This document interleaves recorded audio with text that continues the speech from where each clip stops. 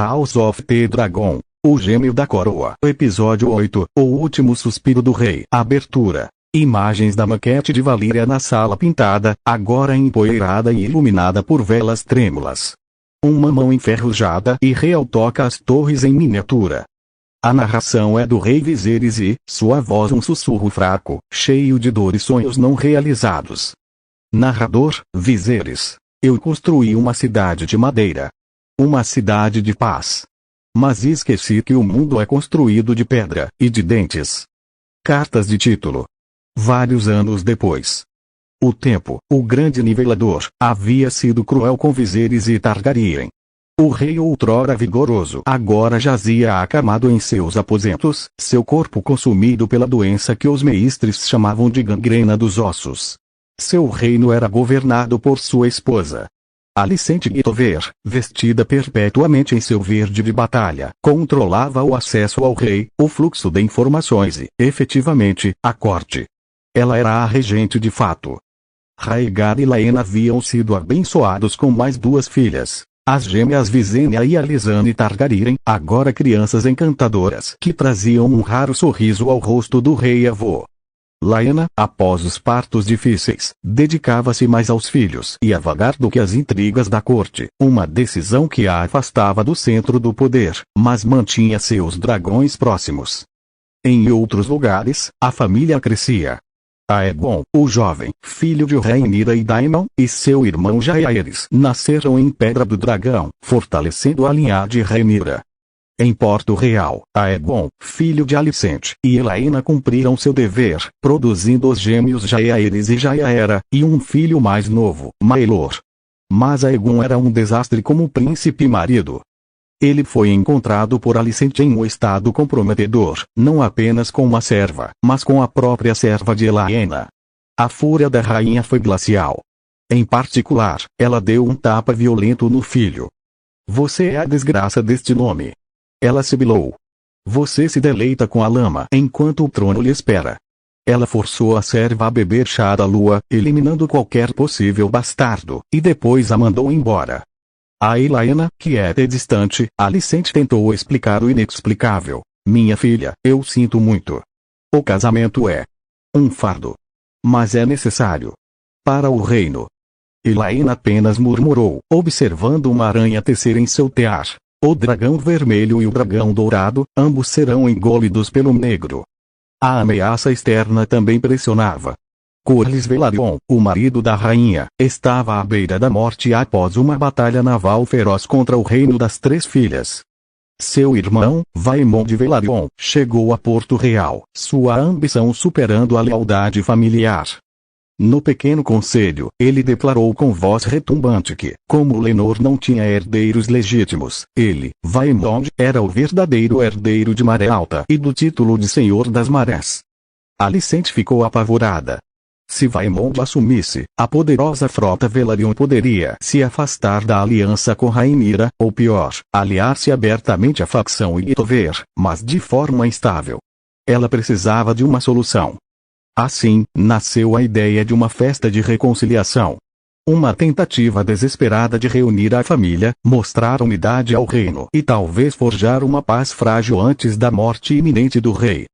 Para surpresa de todos, tanto Rhaenyra quanto Daemon aceitaram o convite e voltaram a Porto Real com seus filhos.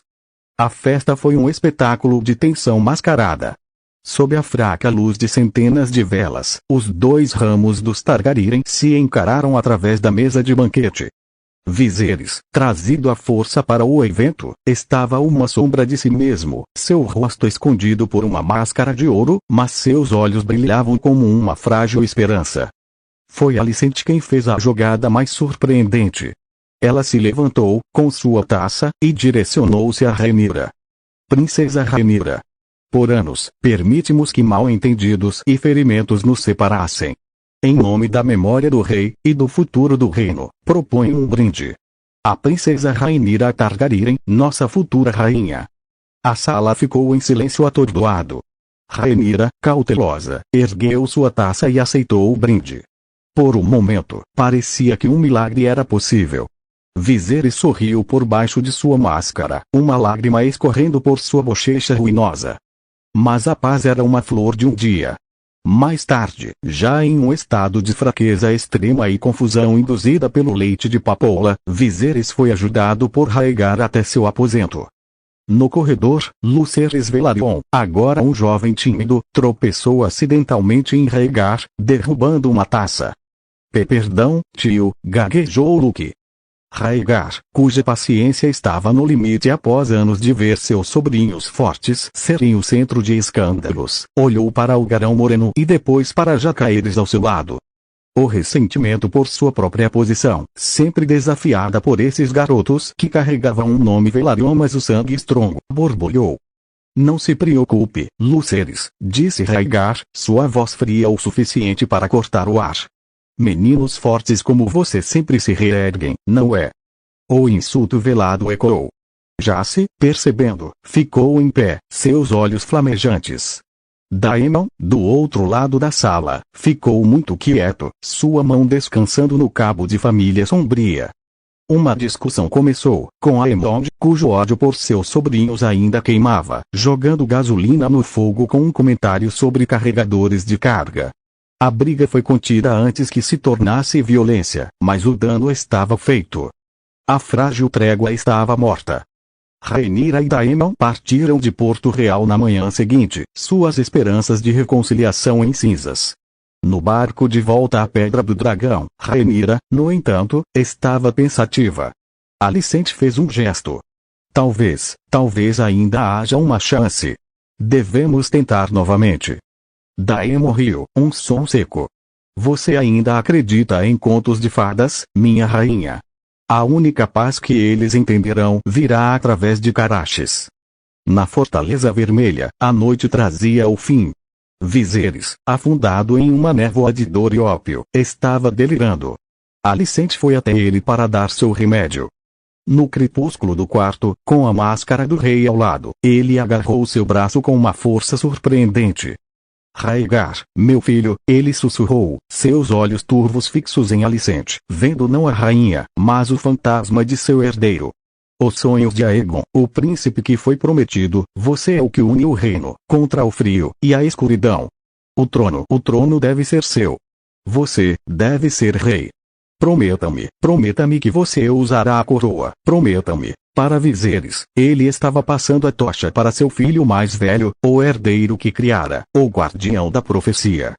Para Alicente, cujo mundo girava em torno de seu próprio filho Aegon, as palavras foram ouvidas através do filtro de seu desejo mais profundo. Aegon, você deve ser rei, o trono deve ser seu, prometa-me. Lágrimas encheram seus olhos, de alívio, de triunfo, de convicção divina. Eu prometo, meu amor, ela sussurrou, acariciando sua mão enferrujada. Eu prometo. Aegon será rei. Eu farei com que seja. Satisfeito, Viserys soltou um último suspiro, um suspiro que soou como paz. Alicente saiu da câmara, seu coração batendo forte com a certeza de que o rei, em seus últimos momentos, havia nomeado Aegon II como seu sucessor. Mas o rei não estava morto. Apenas sozinho. Na escuridão silenciosa, sem a distorção do ópio ou dos desejos dos outros, seus últimos pensamentos conscientes foram para Rhaegar, para a profecia, para o medo de ter falhado. Ele tentou falar, mas apenas um sussurro de ar saiu de seus lábios. Rhaegar, meu filho, proteja todos. Então, Viserys Targaryen, o rei da paz, o construtor de modelos, o pai dividido, morreu sozinho. Seu trono vazio agora era um abismo, e sua última ordem, mal compreendida, seria o estopim que lançaria o reino nas chamas. Fim do episódio 8. Nota: a morte do rei e o trágico mal-entendido são ponto de ignição. Alicente agora acredita piamente que tem a última vontade de Viserys para coroar Aegon. Rhaenyra pode estar disposta a buscar paz, mas Daemon não.